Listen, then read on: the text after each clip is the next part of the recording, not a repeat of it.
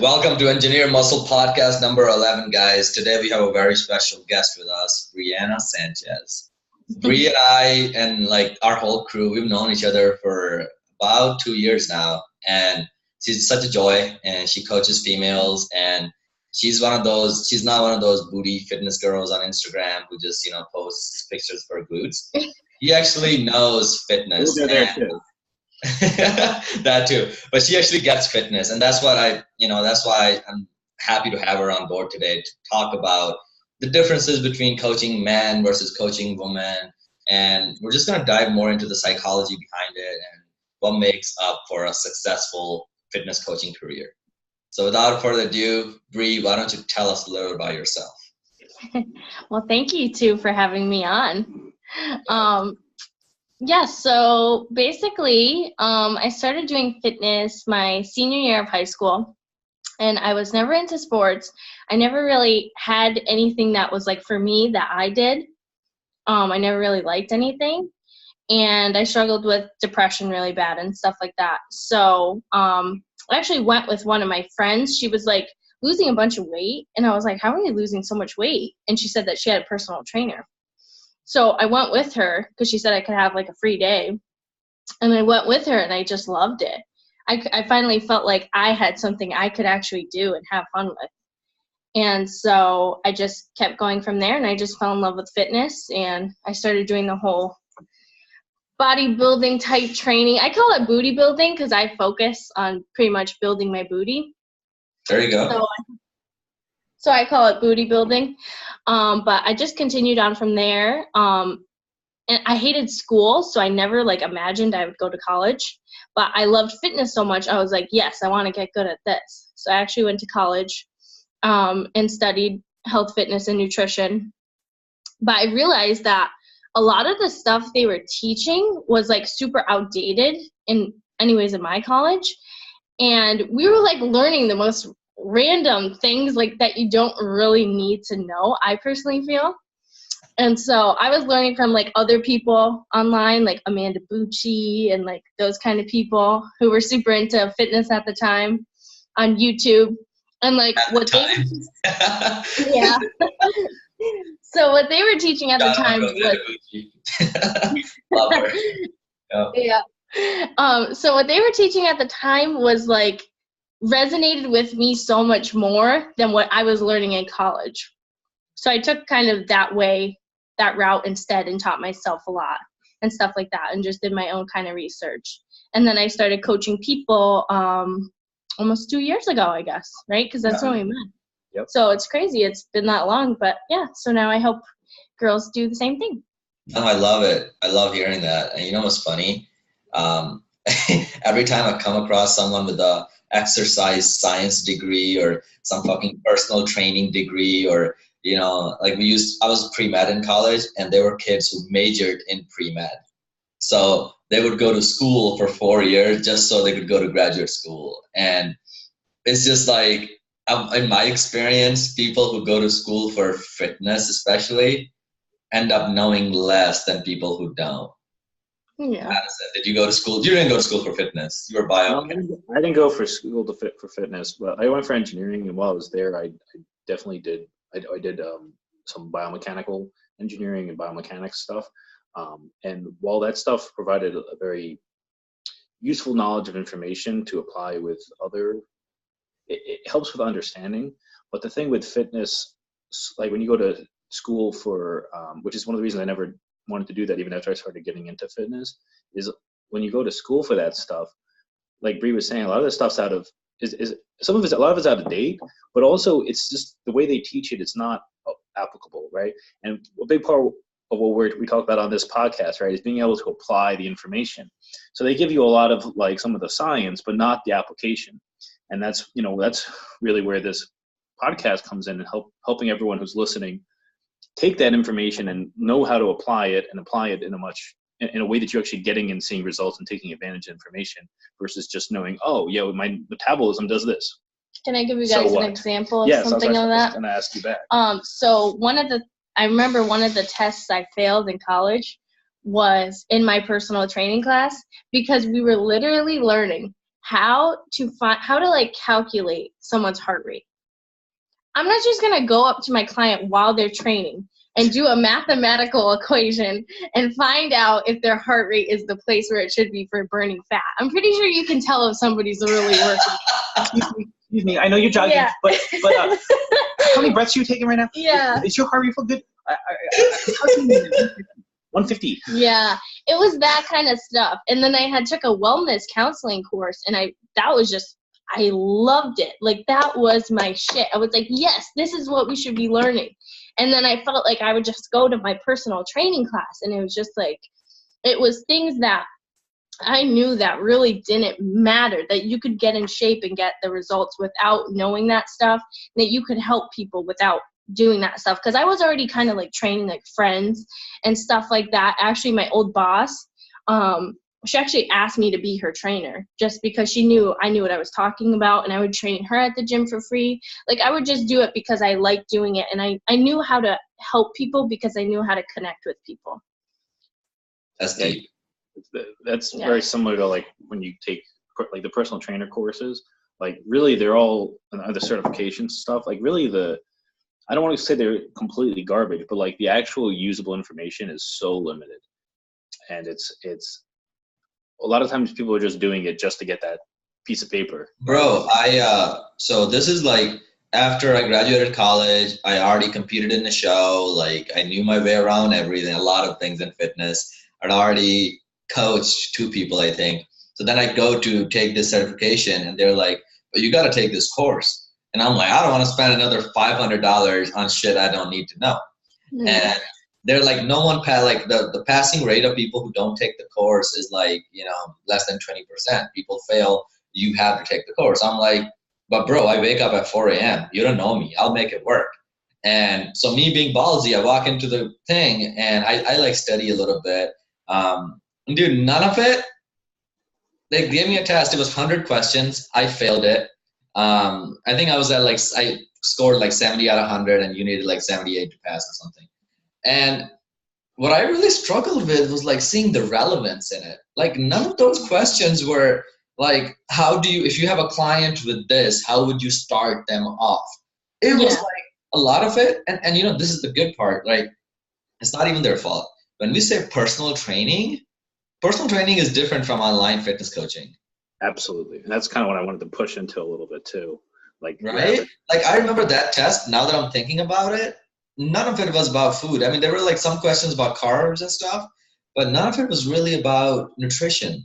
And as a coach, that that's like 90% of the game. I mean, training is important, but if your nutrition sucks, you will not be able to put those last few pounds of fat off. Like, I work with guys getting 6-pack abs. Like, nutrition has to be dialed in.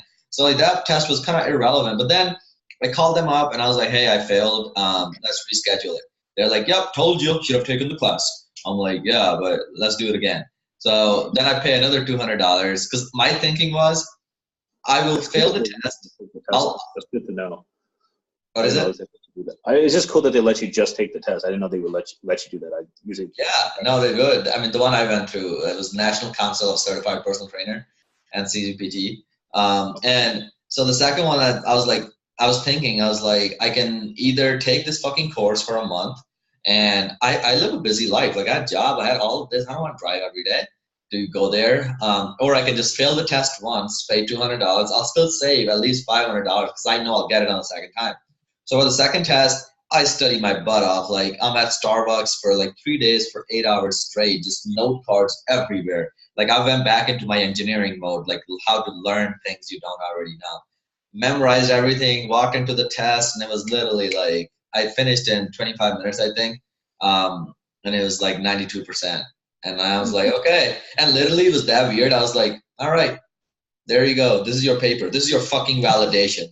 Now go do what you already know. This taught you nothing. Go do what you already know. But now you have the stamp. And I felt very similar when my college degree came in the mail. 4.5 years of work, hustle, grind, fucking this hard work.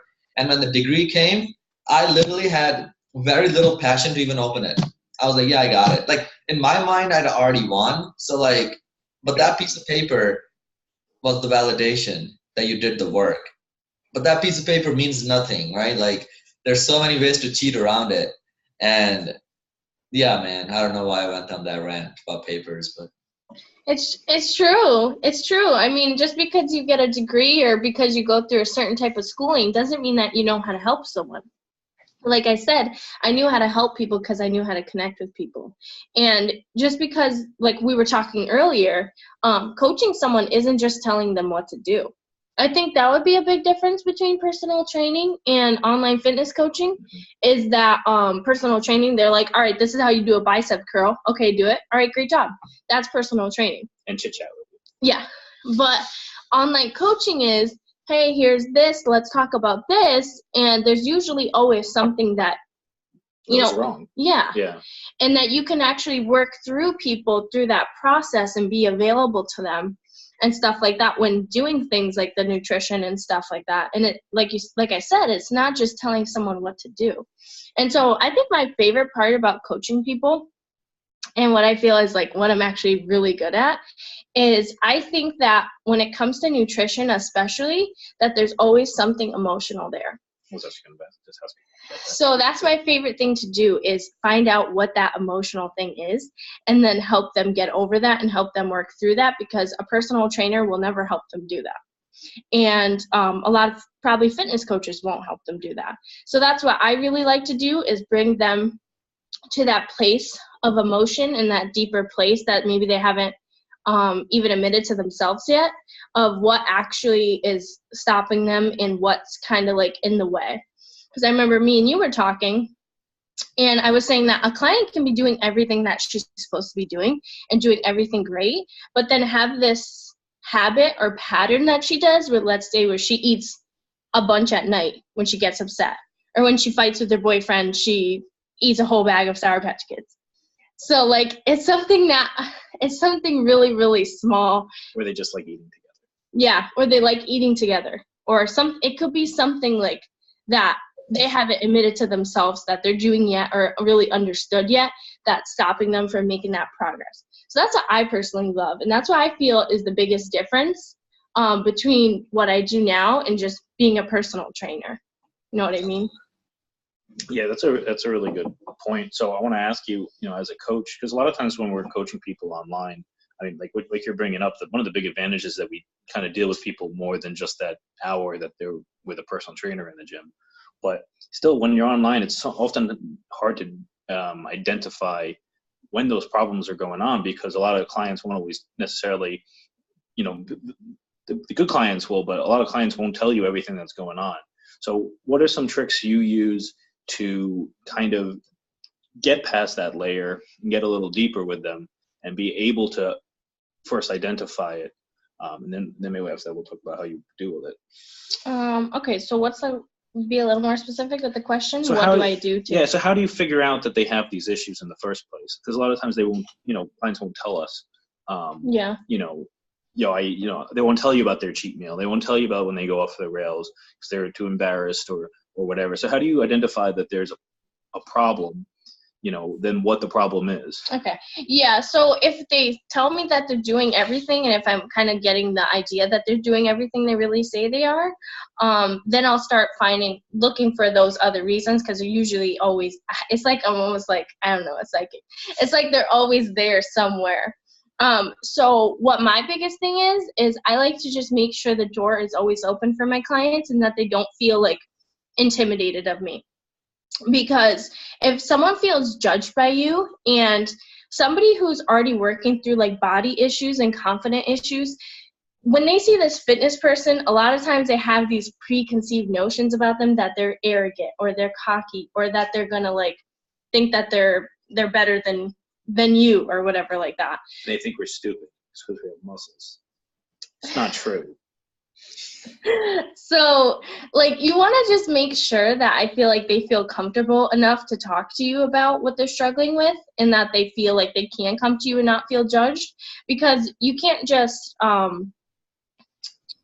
like if the client comes to you and tells you that they're doing something wrong or that they're like struggling with something, you can't just tell them, well, like, oh, just do it. or, oh, just stop doing that. It's not that like simple. You have to actually work through the process with them and be there for them. And like I said, I love taking people to that emotional place just because I know with me that it's a safe place for them to open up, and I want them to really feel that energy. So I really like coaching calls for that. And like I said, just keeping the door open. And I think like what you were talking about is like spending more one-on-one time with the clients. And I just think it's so critical. So I started my fitness journey with hiring a really famous Instagrammer. This was back in 2015 after my knee injury. And he gave me the cookie cutter program. Like, here's the meal plan, here's the training program. And I would literally, sometimes I would text him and he would respond 2 days later. And it was just like, I got results because I was like desperate for some strategy, but the help wasn't there until I got someone who actually took the time to explain this shit. Dude, that was a game changer. And I think a lot of people, like, I love Greg O'Gallagher. I've actually met him a few times here in LA. But like, every guy I talk to nowadays is on fucking Greg's Warrior Shredding program. Warrior Shredding program, I don't know much about it, but it's like $50. And then these guys, they message me because I meet them at conferences and stuff like that. They're like, oh, you're the daddy of fat loss. I was like, that's me. And then they ask me for, yeah, man, like, I'm not losing weight that fast, or this isn't happening. And I'm like, what kind of support are you getting? And the support is nothing because it's a program. It's a fucking PDF. Here, do this. And the same issue happens with like old school bodybuilders. And also, I guess like I should be careful because like the bodybuilding mentality is very different from lifestyle people. So I hired a coach and he was like one of the like biggest names in professional bodybuilding. Great guy. We had a good time. But if you didn't lose weight on week 1, he wasn't like, hey, what do you think happened? He was like, yeah, let's cut the carbs down in half, like fucking just half. Oh, you can't do it? Well, fuck you. Like, it was literally like that straightforward. No, it's like you either do it or you don't. And with the lifestyle people I work with, I can't do that shit because my people are traveling like 50,000 miles a year. Like, they're always on the go. Like, these guys are, entrepreneurs, CEOs, they're running shit. They can't just be at home packing 7 meals with them on their road trip to Wisconsin.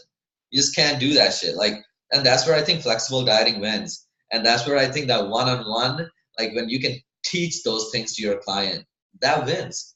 Like, I remember and this is the reason I'm so passionate about like working with busy guys, because I lived that life. Like, I remember being in a contest prep 7 days away from my show, my very first show.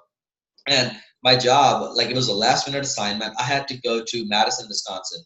It's like a 3-hour drive from Chicago, 3-hour flight or like an hour flight from Chicago. And I packed my meals, but Chicago airport, for those of you who've been there, is a shit show. Like, nothing ever goes as planned. You'll always have delays. So I take my meals and I put them in my, the bag that I checked in. And dude, I got to Wisconsin like later that evening and 7 days away from my show, and all my meals are fucking spoiled. Like, they're done. I open them up and everything feels like smelly. And I'm like, fuck. All right, what's open right now? And I shit you not, Taco Bell was the only place in that area that was like open at that time. So I text, what? Bree's favorite. Dude, so I text my coach. I was like, Derek, Taco Bell it is. And I know I have 700 calories left for the day. These are the macros, but I think I can have the soft chicken tacos at Taco Bell with some Diet Coke, and I'll only have 2 and it'll be good. And Derek is like, yeah, go for it. Just send me a picture. We'll be all right. Because he knew. See, deep down, a good coach knows if everything else is in order, one meal won't ruin it. And a lot of the time, everything else is not in order for a lot of people. So they keep signing on they keep like, buying X's program and Y's program and Z's program from like, it's kind of like, hopping from coach to coach to coach.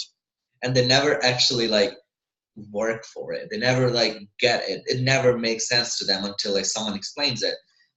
So like I've been like tasting a lot of old school, like how the old school coaches coach, how the new school coaches coach. The shitty sides of both I'm trying to avoid because there's shitty sides to both. And it's there's a reason why America's obesity rate is at 34% right now. And I work in healthcare, so we're always projecting, and by the year 2030 is like we're projecting up to 49%. That's half the country. That's the half the country with body fat percentage that's high up there. 3 billion people. Yeah. And I think it's important to remember that not everybody wants to do that with the you were talking about meal prepping and stuff like that, and with your Chicago trip, that not everyone wants to do that, and that's not going to work for everyone. So you have to always think like kind of like dynamically of like what will get the job done and what the client actually is going to enjoy. Because if they're not going to enjoy it and they're not going to want to do it, then that's it. They're not going to do it.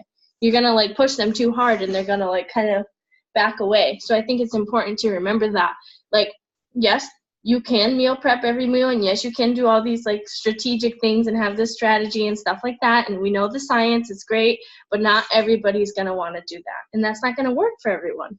Yeah, it's good. It's a good point. There's a big difference between a client who's trying to be competitive or is, you know, kind of more on the hardcore side versus, you know, more of a lifestyle person that's just wants to look good in the bathing suit this summer, or just wants to meet more women or guys or whatever. He looks at Brie and then he looks at me.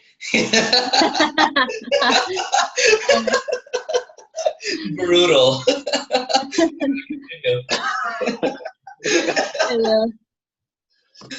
Yeah, definitely.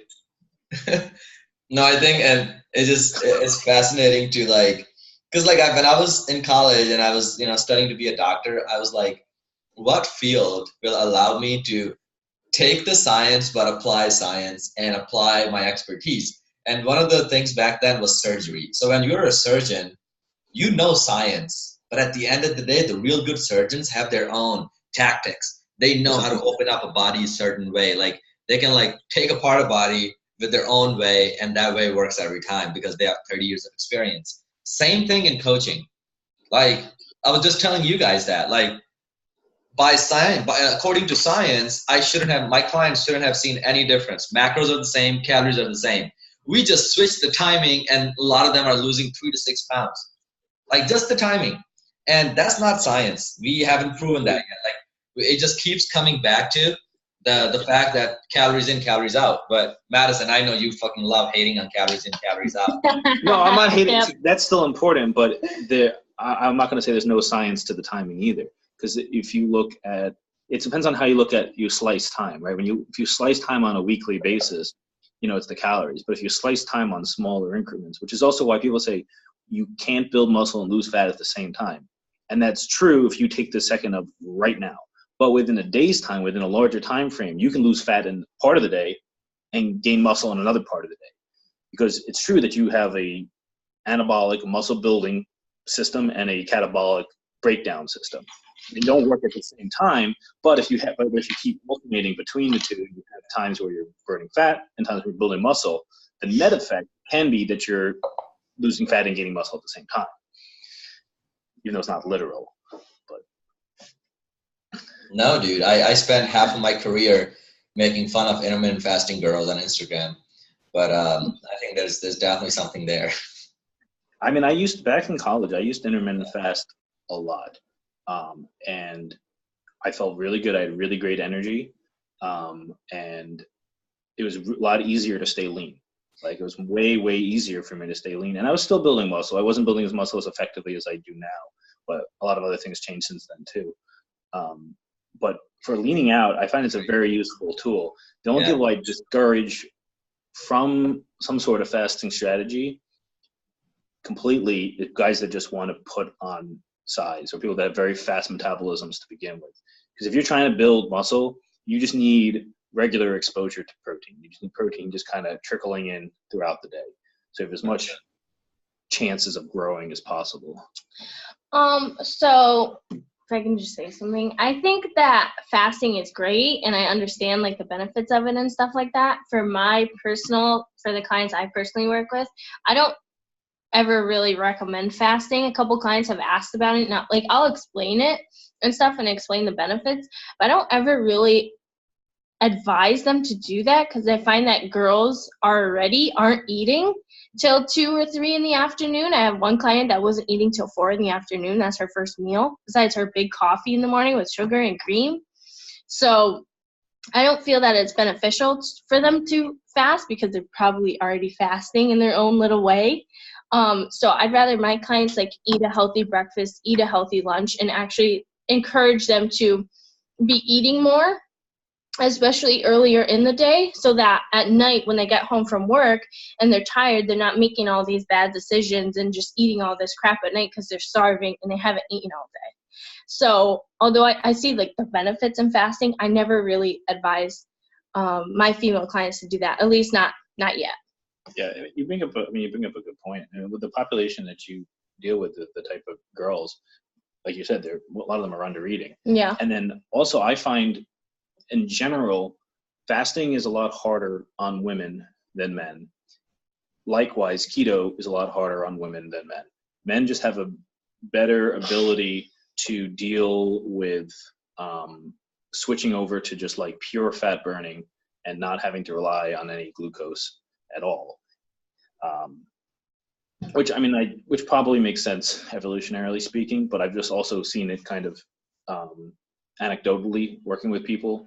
A lot of girls, when they get hungry, they get hangry, and they get pretty moody. Whereas guys can be a lot more even keeled, not going without food, not going without carbs. So I think that's also a difference between men and women, and it's a lot harder to fast for women in general. This is generally speaking, there's exceptions. Yeah. No, I agree. And one of the things Bree brought up that I wanted to expand on was, dude, like, out of, like, let's say I sign up 10 clients, I can tell you that 6 out of those 10 are eating less food than they need to. Yeah. Eating less, like, caloric deficit is often talked about, which is like, consuming less calories than you're burning. But it's like, why is it that it's such a popular way to do things in America where people literally the first thing they do is start eating less? Mm-hmm. And then they're like, my body isn't changing. And a lot more often, and I'm writing a book right now. And the book is about the doctors versus the trainers. And since I spent a lot of my time with both, and I am a trainer, and I spent all my late teens and early 20s in hospitals, like when imagine you're a patient, right? So a lot of the time I remember, like, there's so many patients that come to mind. So a lot of patients who are like on these chronic diseases, and they just keep coming back to the hospital again and again and again. And let's call Dr. Jones. Dr. Jones, every time he sees the patient, puts them on new medication, right? New medication. And then all of it says, Big Johnny, you better start exercising.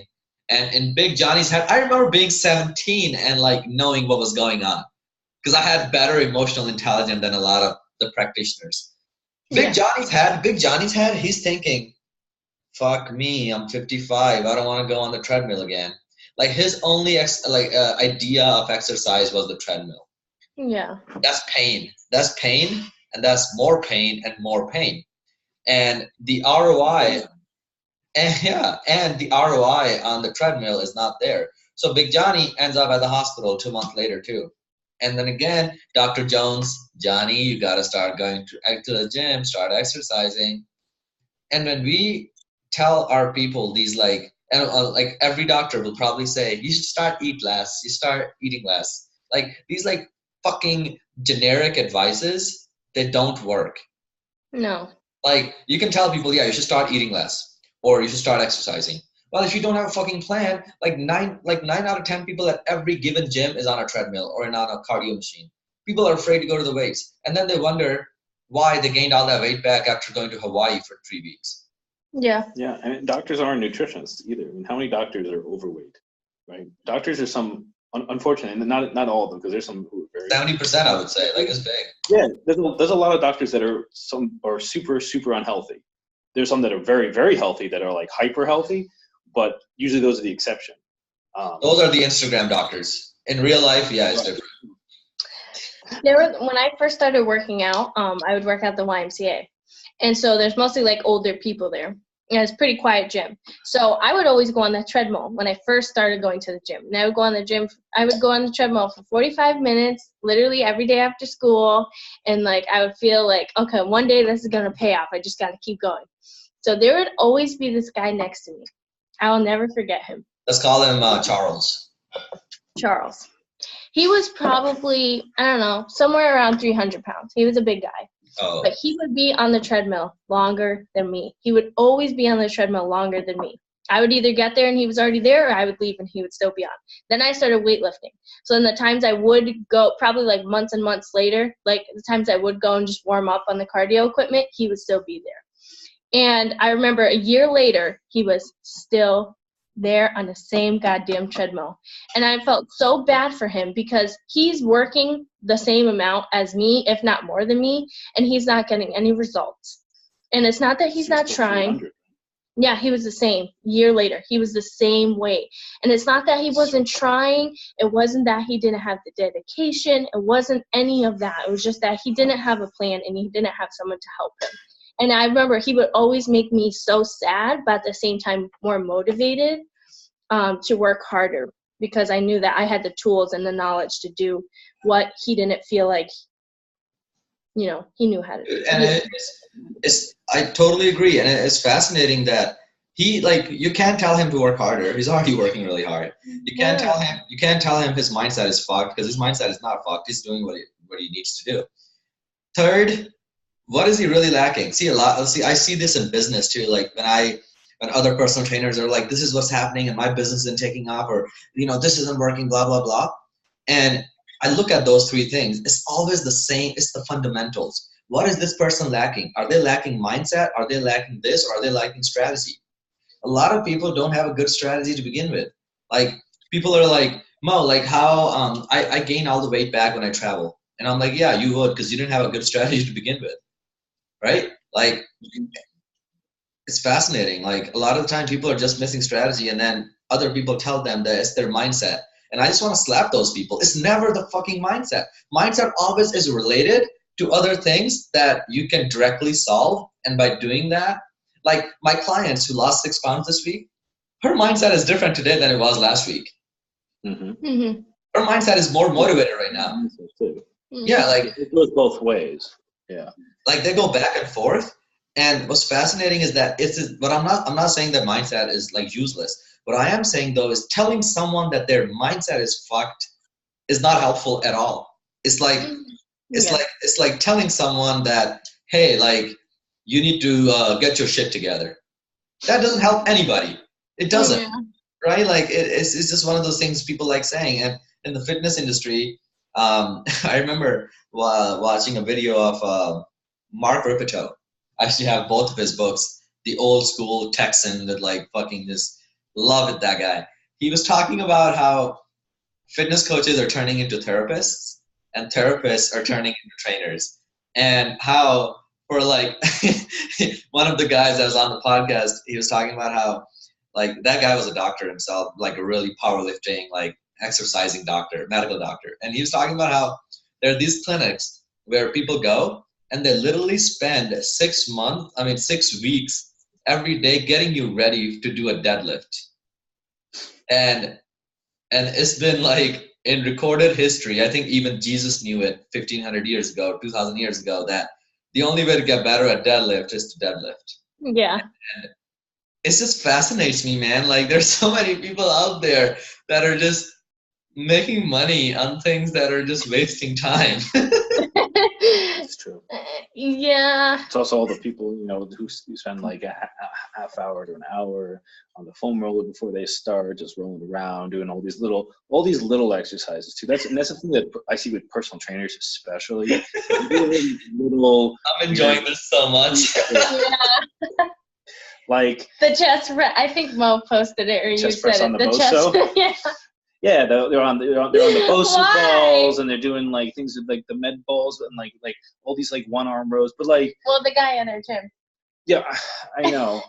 He does a back row on a, what is that? There's a platform. Like he's doing a bent over barbell row, but rather than do it on the floor, he's standing on like a small box, He's not getting any more range of motion. I have honestly no idea why he's doing it. He's probably like 3 or 4 inches off the ground, though. It's just so it's not safe. To make that worse, we saw him having on his Instagram.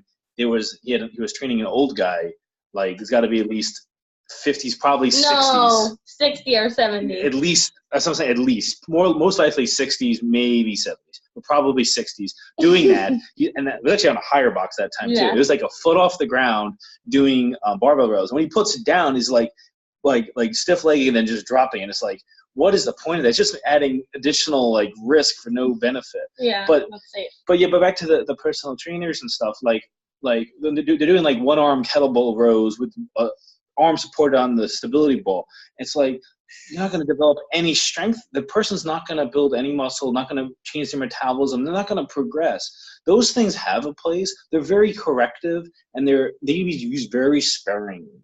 Very, very sparingly. They have a time that teaches your body how to produce force in a certain way. It can be useful for athletes who have to do very dynamic things. But if they don't have a strength base, if that person can't squat 3 plates, they can't bench 2 plates, they can't deadlift 3 or 4 plates, that shit's not going to help them. You have to have a strength base first, because everything develops out of the strength. If you're going to be an athlete and be powerful, you need strength first. If you're going to be able to be resilient, you need strength first. And until you have those couple of things down, all that other foo-foo nonsense is just a waste of time, and it's ridiculous.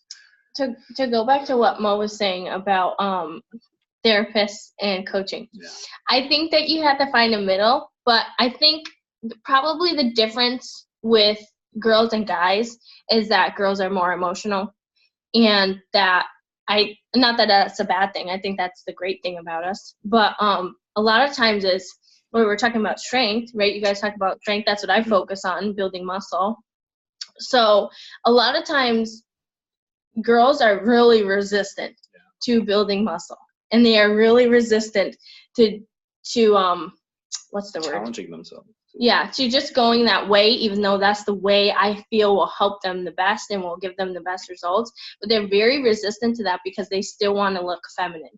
And the mainstream media has convinced them that they need intense exercise, that they need to do cardio, that they need to do spin class, that they need to eat chicken salad.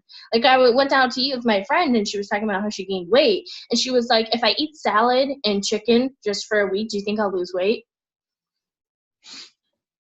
Why would you want to do that? Just listen to me. It's like, but it's not that simple. You know what I mean? I have a funny story to tell on that. That's good. Keep going. Okay. Yeah, because women are so conditioned that we need to eat less, that we need to eat chicken salad, and that we're eating too much and we're being pigs, and we need to do more HIIT cardio and more intensity cardio. And then if you lift, you just turn into a man. And then if you lift that, and you eat more, that you're gonna look manly, and that's not, we won't all want to look feminine. So I believe that's where the emotional, not therapy, but coaching, emotional coaching. Comes in. So I think you gotta find like a happy medium where you can give the client like everything they need. I just want to say real quick, for all our females listening, that hopefully you guys already know that lifting isn't gonna make you all manly. No. And those few examples that the media portray, they want to look like manly. Well, they're on male hormones. Those women. Yeah. Those women that look that manly. It's not because they lift. Because they also have man hormones inside them. So I just want to add that real quick. And a lot of times they want to look like that. They want to be that muscular. I mean, they know what they're doing. That took knowledge and work and effort and time to get to that place. So that's what they want to look like. So it's like, and if they're taking the extra hormones, that's what they want. Yeah. Well, I think what happens like on the more extreme cases is they don't necessarily want to quote unquote look more manly, but they do want that muscle, and they take the man hormones to get that muscle, and as a side effect they do get that manly, but they're okay with it because they want that muscle. But that's a very extreme case, and for women who aren't doing if you're not taking man hormones, you're not going to just turn into a man. No. But on the same note of that, people who transition from a woman to a man, that's also how they do it. So that's why you turn into a man. So all you have to do to not turn into a man, women, is don't take man hormones. And same thing goes for men. If you do not want to be a woman, don't take women hormones. Well, the last thing I'm going to say, and then I want to hear what you have to say. is that what's the number one thing girls want to look like? Do you know, Mo? Big booty. There's a word. Feminine. Toned. Toned. Oh. Every girl wants to be toned. That's why I started working out. That's why every girl I talk to is not one girl that says that doesn't say I want to be toned. So that's what we all want. They're gonna get that tone definition look from building that muscle, but they will resist it so much till they won't start like obliging till you get over all that crap, because they think they're gonna look manly. So go ahead, sorry. No, you're good. I was like we were talking about earlier about our audience not always being that educated. So we had Alberto Nunez on here 2 podcasts ago, and those guys, like before they bring on a client, they have them watch these video series that Eric Helms made on YouTube, and they're like 10 videos, and they talk about like the essentials, talk about the pyramids, talk about like what actually gets results. And before they get on the call, they're on the same page as the coach. And so like that one girl that's like, do you think I'll lose weight if I just eat chicken salads for a week? It's fascinating because there's like a science example came to mind. So Max Planck, you guys know who that is? No. Max Planck was a physicist who earned Nobel Peace Prize in quantum physics. This is like 100 years ago or so. And he used to travel all around the country in Germany or all around Europe giving quantum physics talks. And he had a chauffeur that would drive him everywhere, like a driver who would drive him everywhere. And that driver would go to every single event of Max Planck. So like after like 6 months, he memorized the whole lecture. He knew it like so well that he's like, and he literally told Max Planck, he's like, bro, I can literally do that lecture without any problem. Like I can like, they won't even notice because back then there was no Instagram. No one knew what Max Planck looked like.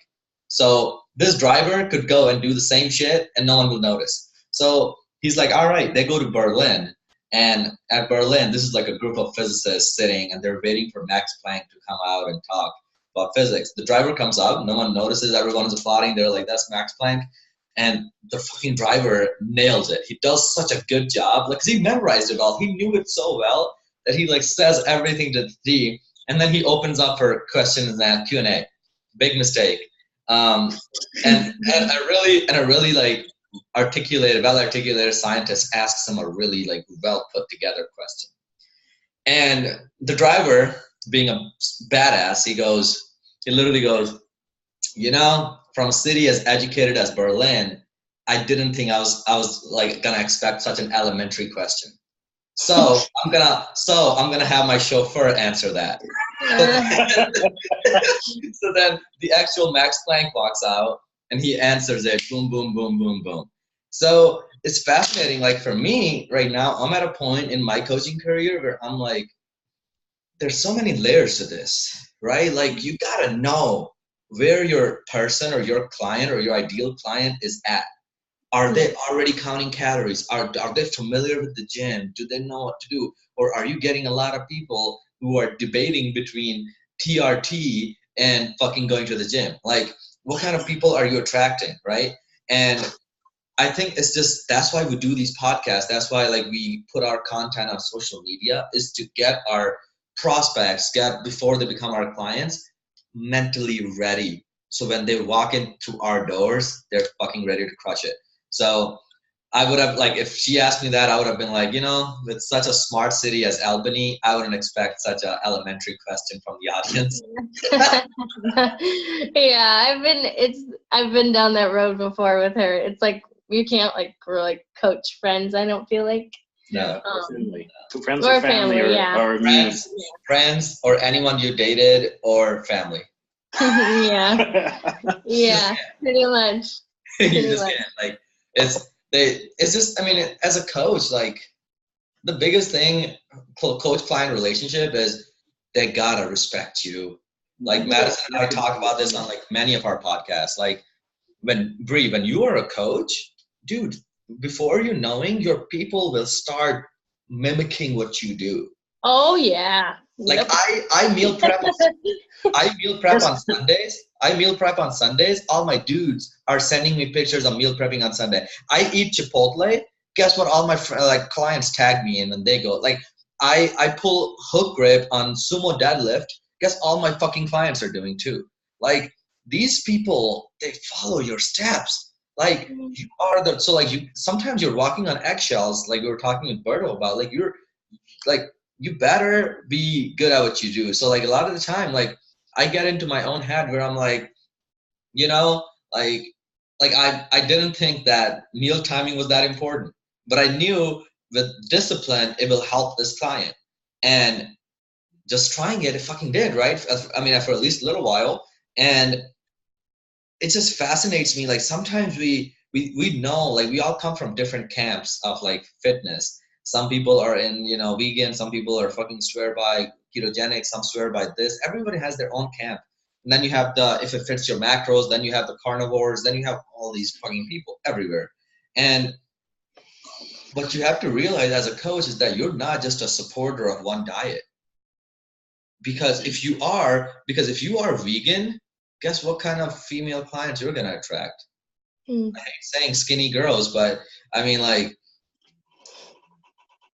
that's the clientele there. Versus like, it just fascinates me. Like sometimes we shouldn't get in our own heads, and we should always have an open mind. Like I'm always reading books on old school bodybuilding, like how they did it, and then I talk to a lot of new school guys, and it's like, as a coach, the best skill you can have is constantly learning, constantly. Yeah.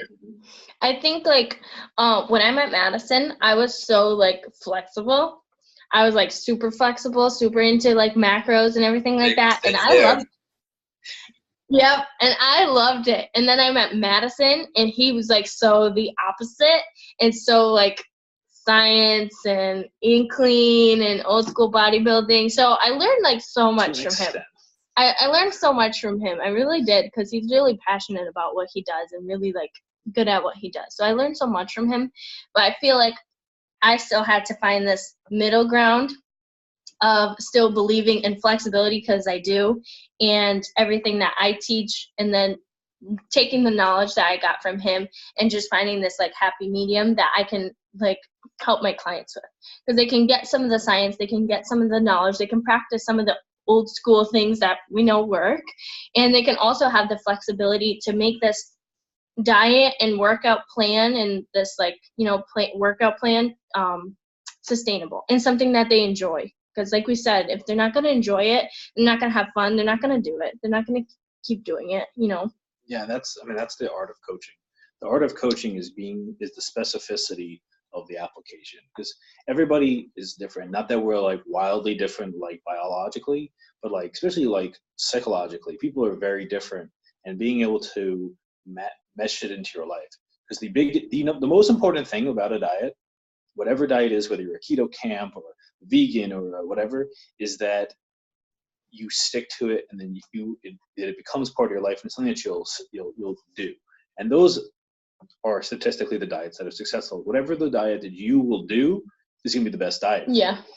And the skill of a great coach is being able to identify your client's mind state and their physical needs as well, what they need, but what they'll also be able to do, and challenge them enough to push them outside of their comfort zone while still keeping them comfortable enough that they'll stick to it. And that's the big challenge of coaching, and being able to identify that and being able to, again, specifically apply the knowledge, right? For Bree, a lot of the stuff that I do, she doesn't get all the benefits out of it because it's optimized for me. It's not optimized for her. She needs a little more flexibility. She needs more carbs than I do. She needs to treat things a little bit differently for herself. And because she's a great coach, was able to learn and then apply, and then take that knowledge and put it in a way that is more suitable for her life, it's more sustainable for her life, and now she's reaping all the benefits of it. Doing it that way. Yeah, I agree, and I think like whenever we do that with an open mind, we end up winning. Like I remember, like, and see, diet is fascinating. Like it's more than just the science. Like see, diets are becoming the new religions. Like, There's today's new tribes, and they are everyone's, and that's honestly the biggest downfall of diets and like quote unquote diets, like keto or this or that, is because people are so dogmatic about it. And it's like, if you talk bad about it, it's the same as if like we're talking bad to a Christian, like dissing Jesus, like, oh, yo, Jesus is a fool.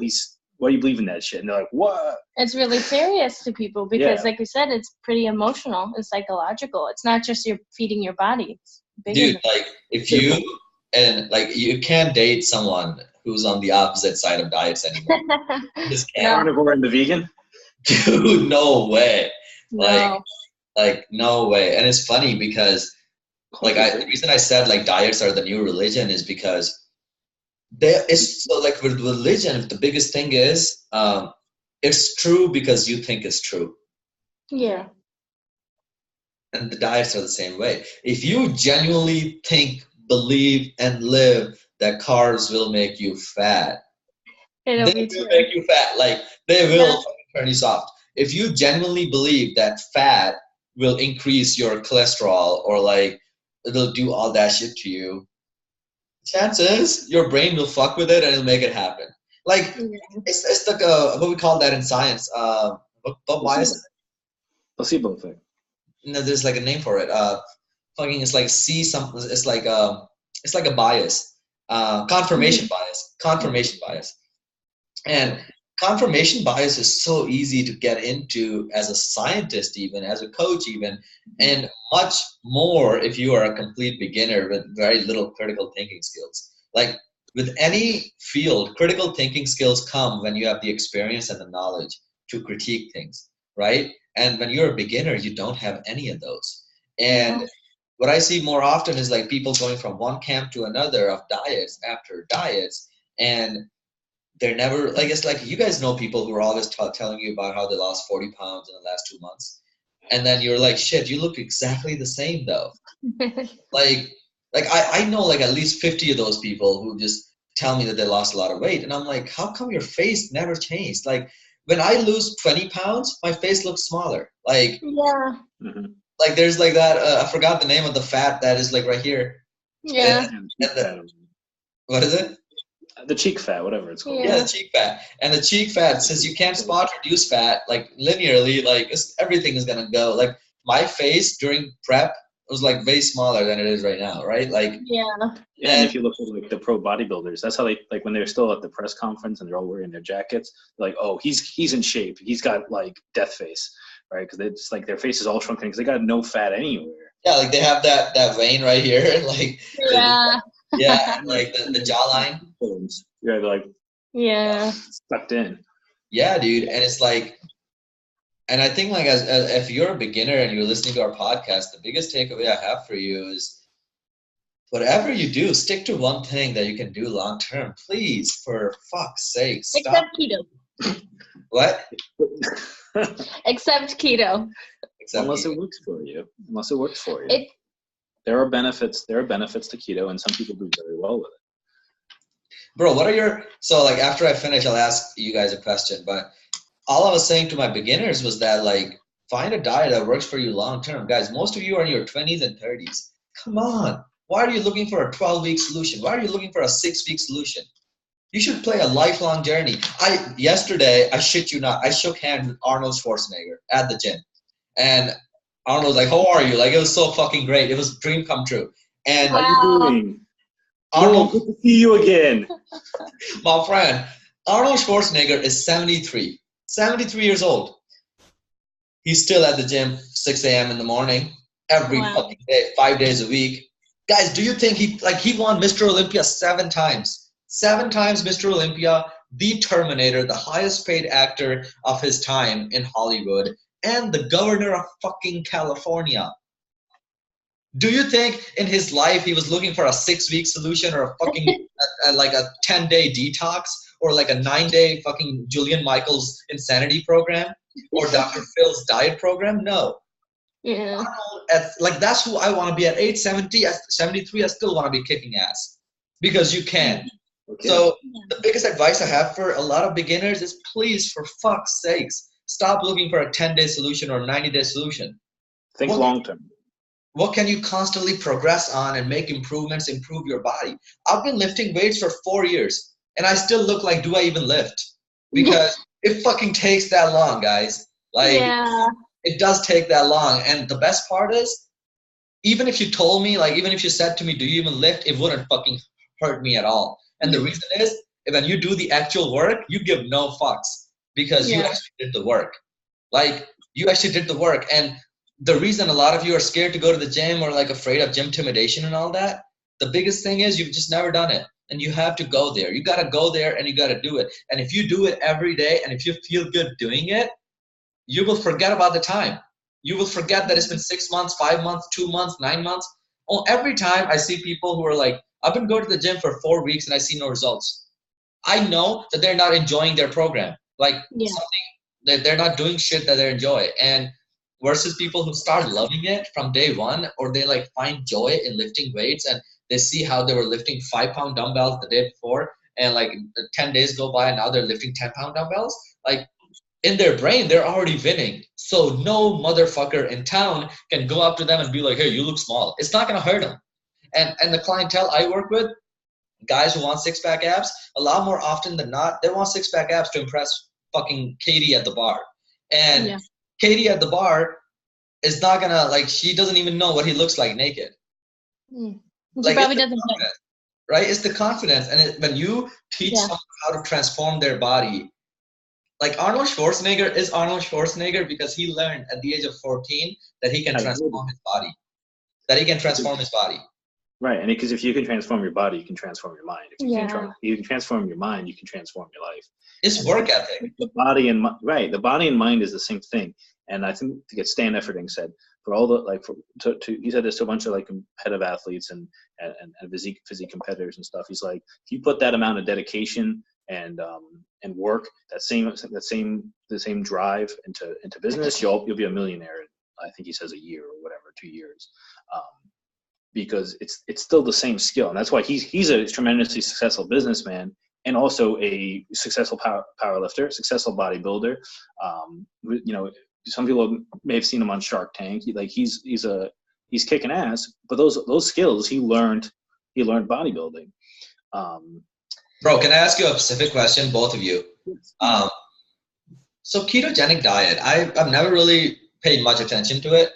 Well, I just realized, like, I'm going to say it, like a few weeks ago, I realized how low of a protein you have to be. For true keto, yes. Most people do not follow a true keto diet. So it's like 20% protein or so, right? Like so there's the classical keto, true classical keto is like 10% protein and then 90% fat. There is a more modern, more modern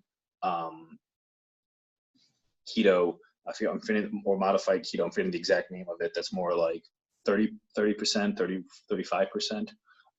But part of what you need to understand about keto, and this is the thing that most people understand. Everyone just jumps on keto like, oh, I'm going to lose a bunch of weight on keto. That's not really what keto was developed for. It can have that effect for some people, but we'll talk about why. But really what keto was developed for was for treating epilepsy. It was for treating some mental diseases, people who would have seizures. It would stop their seizures. And this was first discovered about the early 1900s. I think exactly when, like 1910ish. And that's when keto first started. It's then seen some comeback in the last 20 years or so. And they've also done a shit ton of research on it, on the benefits of the brain using ketone bodies, which is something that it produces when you're low on sugar, because the brain does very well on ketone bodies. I was listening to a very, very good podcast by Dr. Dom Antonio. I have to double check his name. I know what you're talking about. Yeah. Yeah. He was on Joe Rogan. He was on Joe Rogan like a few weeks ago. I really highly recommend everyone go listen to that. They'll give a lot more perspective on but bro, the guys watching this, all they want is to build muscle. So like, if the protein is that low, how the fuck are they gonna build muscle? Right. So for building muscle, a traditional keto diet is not good. Now. Oh shit, he said it. Now, Dave Palumbo, I don't know. Do you know who Dave Palumbo is? I do. Dave Palumbo was a huge bodybuilder back in the late 90s, early 2000s. Never turned pro, but he's pretty well known. He's known for being huge. He's also he runs RX Muscle. It's like a bodybuilding channel. Oh, really? Stuff. Yeah, he's a very knowledgeable guy. He coaches a lot of people. He was one of the people that that really started bringing the keto diet into vogue again, because he was a fan of it like back in the day. But his keto diet is a much higher protein. It's not a true keto, and he doesn't. Also, if you listen to him, he doesn't give keto to everybody. Right? There's a time and place, and he also says you will build muscle better with carbs. So he'll sometimes do it for dieting people down, but not everybody either. Some guys need a shit ton of carbs, and a good coach will recognize that. Some people do well with no carbs. Some people do not. I personally just don't think keto is sustainable. And for you, though. I mean, in general, I think to have I just don't think that it's a good idea. I get that it works for some people and that it can help them with their health issues. That's great. Like we're saying, whatever works for you, whatever you're going to do. But I don't think that idea is sustainable. Because Mo, you had in your story, you were talking about how everybody hates sugar and how nothing is changing, even though people are hating sugar and not having less sugar, but nobody's changing. Is that rates continue to rise while the sugar intake continues to decline, right? Yeah, and I think it's the idea that the carbs are, like you were saying, carbs are going to make you fat and that they're so bad and all this stuff that you can go so long without having them. I just don't think that's a good idea, and I think it's just a really restrictive mindset, and I just don't really think it's overall healthy, and I like to think of overall healthy, and I just want girls to enjoy a bowl of cereal or a bagel and not feel like it's going to make them fat. Because I just don't think that's healthy to think that way. And I understand that keto works for some girls, but I hate seeing that. I follow so many girls who do keto because I'm just waiting for them to be like, I can't fucking do this anymore. Because it just makes me feel bad that they think that they have to follow keto and not eat any carbs and not have like a bag of chips after the workout, like a personal bag, not like a huge one. But I'm saying like they can't enjoy the foods that they really enjoy. That makes me sad because they don't have to do that, but they think that it's like that this is going to be the be all end all. That this thing is going to be. And imagine being a beginner. So a lot of people who are on ketogenic diet, they ask me questions like, which diet is better? Whenever someone asks me that question, that's like that audience in Berlin, where it's like, that's such an elementary question. It tells me that person doesn't fully get it. They've never transformed their body at the first place. This is their first time getting a hold of these things. So like ketogenic is strict. And yes, you will get results. Problem is you will feel like shit doing it a lot of the time. And you will constantly hear people like me and Bree who are eating carbs and still like, I told my audience the other day, I was like, guys, at my leanest, I was eating 160 grams of carbs a day. 160 yeah, same. At my leanest. And so like, so I feel bad. I feel bad. Let's say one thing about that because, again, what's most important is what fits your lifestyle. Most women don't do as well on a keto diet. Most women need some more carbs, like I was talking about earlier. But a lot of the people like keto. It's not that keto is magic and makes you burn weight. It's that when you're on keto, you don't have fluctuations. You don't have as severe fluctuations of blood sugar, so you don't get those tired dips, and they usually feel better. And that's usually the biggest difference is they feel better. They have more like sustained energy. They can focus better. They don't have like those foggy periods. They don't have like. But you can do that without doing keto. You can just increase your protein. But some people still get like I'll still get an afternoon fog too. I'll get a fog sometimes after carbs. But again, shout out to Starbucks, our official sponsor. Yeah. when that afternoon fog hits you, Starbucks. But I just want to point out a lot of people feel a lot more clear-minded on keto. I agree. And they don't get as much like hunger pains. They won't get as hungry as hard or as often, or it'd be much more. But are we keeping up with the people after they stop keto? Well, I'm saying people who like keto are continuing. Looking at the long-term effects and what happens when they stop the keto and just want to be regular and don't want to avoid carbs all the time? Are we looking at those people and seeing what the aftermath is and seeing how they're doing? That's what the people that I'm talking about, though, are doing keto as a lifestyle, and they like it, and they stay to it for that reason. They like how they feel, and they're not necessarily doing it, I'm going to lose this weight using keto. That's a different story. And coming back out of it, right, then that's more. I think with carbohydrates, it's also the selection of carbs, right? Like, if you're eating chocolate chip cookies, your energy will be fucked. Yeah.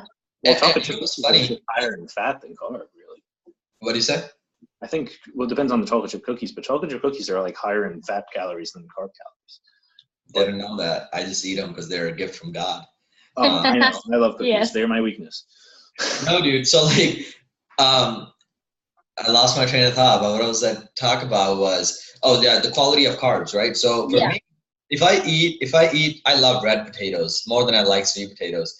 And red potatoes, if I eat them with ground beef, they don't I hate it. I hate the mixture there. But if I eat red potatoes with chicken and white rice with beef, dude, the meal is so much better. My energy is better. With food, you got to be a technician for your own body. It's very good that you were able to identify that, because that's very tricky.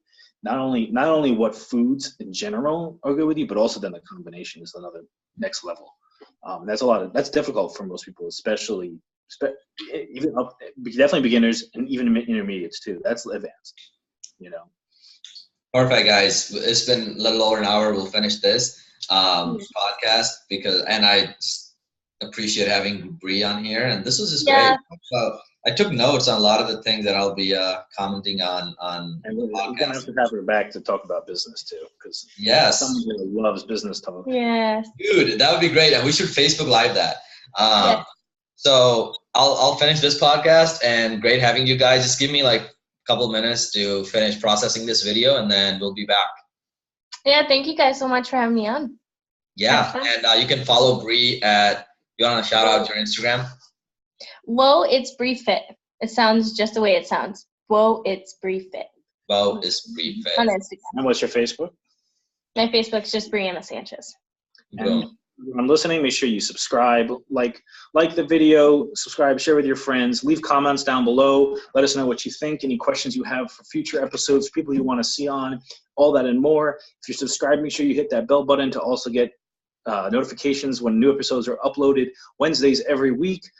Thank you guys for watching the Engineered Muscle podcast or listening, and we'll see you guys next time. Take care.